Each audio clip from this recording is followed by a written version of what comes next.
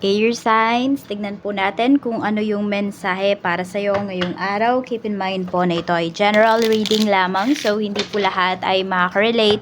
So be open-minded. Sa mga hindi pa po nakasubscribe dito sa ating channel, please subscribe na po kayo.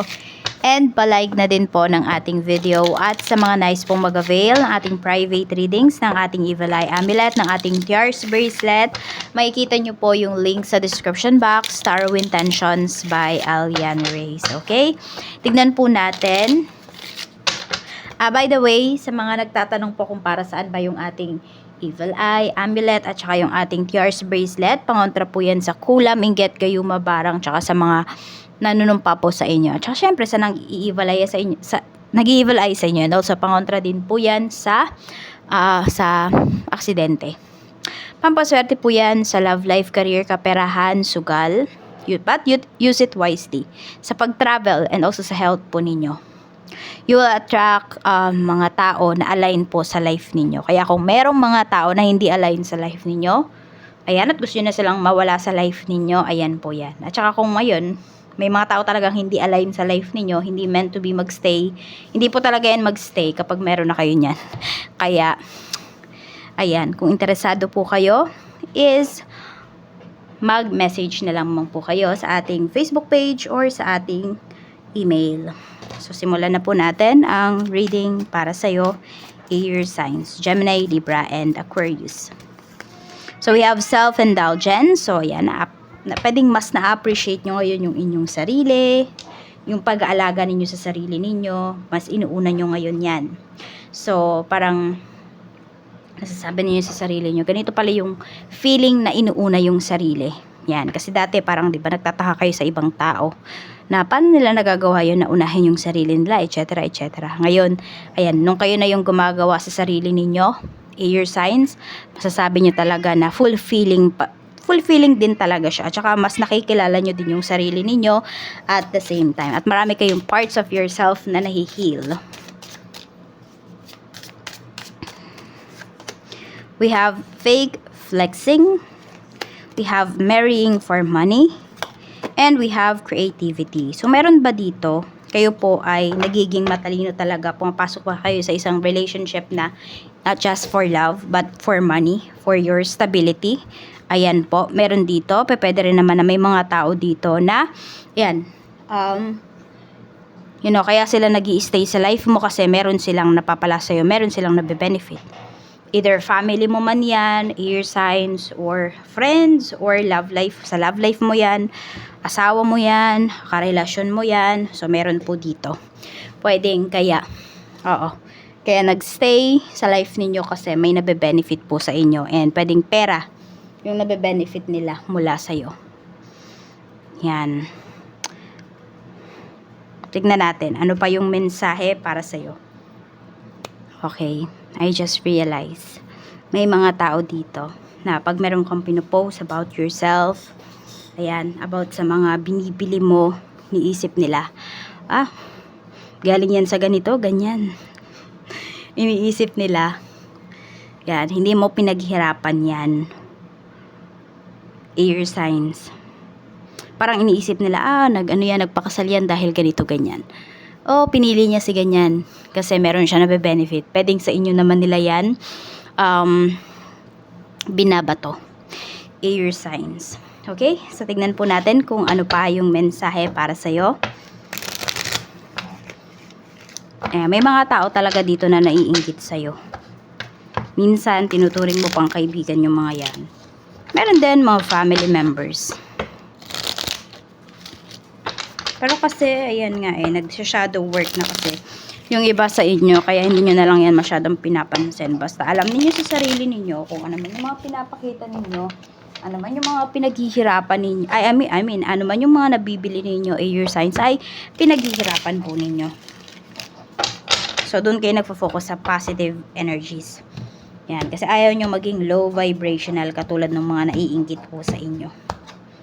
Tignan natin, pagdating naman sa family, kamusta? Sa family naman po, we have 4 of Cups. Ayan. Meron tayo ditong the Moon. Tignan pa natin kung ano pa yung mensahe pagdating sa iyong family. So, meron dito parang Hindi ko alam kung meron kang family members dito, air signs na, you know, nasa age na para magtrabaho pero pa chill-chill pa rin. Meron dito nako-confuse kung ano ba yung mga gagawin niya pagdating sa life niya, kaya parang nagre-relax muna. Meron tayo ditong visionary. Ayan. So, meron dito, parang akala mo isang family members na walang iniisip, wala man lang plano sa future niya, pero hindi mo alam. Napakarami palang pangarap ng taong to na, yun nga, parang nagkakaroon ng traffic sa kanyang brain. Kasi di niya alam kung ano ba yung uunahin niya. So, yun lang, dapat mapayuhan yung taong to. One step at a time lang. Wag sabay-sabay, wag niyang pagsabay-sabayin. Wag siyang mag-multitask. So, meron naman dito, pwedeng hindi yan about sa pangarap kung hindi. Paglilinis lang ng bahay yan. So, simple. Para nakakapagod, diba? So, yun. Pwedeng ayan po. Gusto niya maglinis ng bahay, pero ayun, pa-chill-chill lang muna yung taong to. Tingnan natin. Pagdating naman sa kaibigan, we have 12 swords. Tapos, we have opportunity. Okay. So, pwedeng may iaalok dito na opportunity yung isang kaibigan mo. Or baliktad, baka ikaw yung may iaalok sa kanya. Kaya lang kasi, ayun, parang matatanggihan ka ng taong to or tatanggihan mo to kasi pwedeng meron kang ibang ginagawa. Ayan.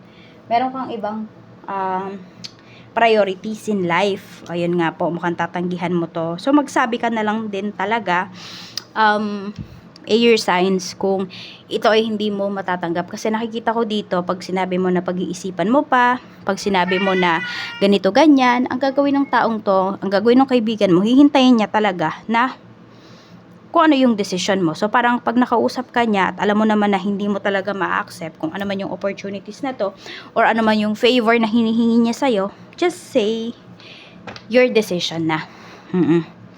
Tignan natin ano pa yung mensahe. Kasi nakikita ko naman yung iba po sa inyo dito. Balance naman yung inyong root chakra. Kaya kung meron man po kayong ibababang desisyon ngayon, hindi nyo naman pagsisisihan yan. Sa love life naman, we have justice. We have 5 of cups. Tapos, meron tayo ditong friendship. Okay, meron ba dito nasira talaga yung relasyon po ninyo? Ayan, pwedeng may naghiwalay dito. Pero, you remain friends because of your kids. Meron dito. Or meron dito, ewan ko, parang weird kasi ang awkward pakinggan na after nyo maghiwalay, naging magkaibigan kayo. Yung iba sa inyo kahit wala po kayong anak. So, meron pala dito, kaya kayo naghiwalay.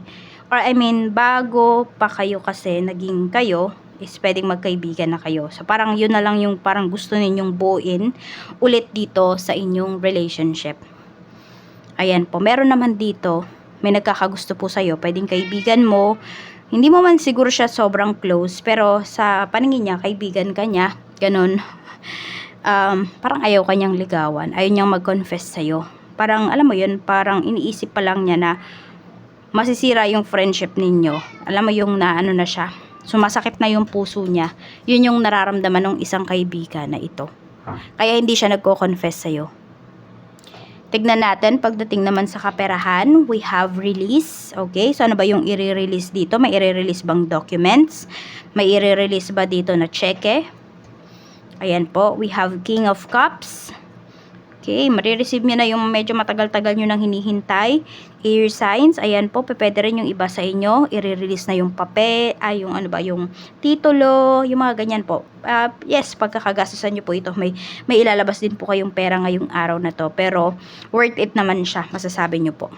No, worth it naman yung ilalabas ninyong pera ngayon. Tignan natin pagdating naman sa trabaho. Sa trabaho, we have King of Pentacles and also we have balance. Ayan naman po. Pagdating naman dito sa inyong trabaho, is okay naman po lahat. Ayan, we have the Magician. Kaya nyo naman pong i-handle yung inyong trabaho. So, hindi man kayo na-overwhelm ngayong araw na ito. Sa negosyo naman po, we have Knight of Swords and we have Neighbor. Okay. Meron ba kayong problema dyan sa katabi po ninyong establishment? Okay, yung iba dito pwedeng yung negosyo nyo nandyan lang po sa bahay po ninyo. So baka may nagre-reklamo dito na kapitbahay. Ayan, parang ang dami niyang nirereklamo. The World. Mas maganda kung ganyan, meron kayong katabi, lipat kayo. Kasi pwedeng nakaka-distract to para sa inyong business. Pero syempre, kung kaya nyo naman, wag nyo pilitin na lumipat ka agad kung hindi nyo naman po kaya. Pero kung ayan, kung iba naman sa inyo, talagang hindi nyo na matake yung kapitbahay na to, then it's time to go. Kasi kailangan nyo din peace of mind pagdating dito sa inyong negosyo. Ayan, a blessing for the right word. So, yung iba naman po sa inyo, makipag-usap kayo ng maayos dito. Diretsahin nyo talaga. A blessing on your love. Ayan, kasi di mo pwedeng i-give up tong negosyo mo o yung pinagkakakitaan mo kasi mahal mo yan. At syempre, yan yung bread and butter mo. We have a blessing on your wisdom. So, ayan po. Huwag kang maging emotional pagkakausapin mo yung taong to. Ang gawin mo is, yan, pag-isipin mo siya. Dapat siya yung magkaroon ng dapat siya yung magkaroon ng kaisipan, siya yung mag-overthink, hindi dapat ikaw. Air signs. Okay? So, yan po yung gawin mo kung meron dito na parang sinisiraan ka, kung ano-ano yung sinasabi sa'yo, sa business mo, or sa kung anumang aspect ng life mo. Ayan nga, meron nga talaga dito naninira sa'yo. Yun yung gawin mo. Kausapin mo, pero huwag kang maging emotional ha, pagkausap mo yung taong to. Ayan. Protect mo lang kung ano yung mga mahal mo. Tapos, ayan po. Parang kailangan meron kang bitawan na isang word or isang sentence na parang bomba na babagsak sa kanya. Ganon. Yung parang matatameme siya. Ganon dapat yung gawin po ninyo. Para hindi na siya makaimik at para siya yung mahiya sa sarili niya na parang gusto niya na lang kainin siya ng lupa. Minsan kasi may mga tao talaga na sumusobra. So, kung kailangan nyo yung gawin nyo po yan. Oo. 26, 17, and 36. Maraming salamat po. Mag-iingat kayo always and more blessings to come.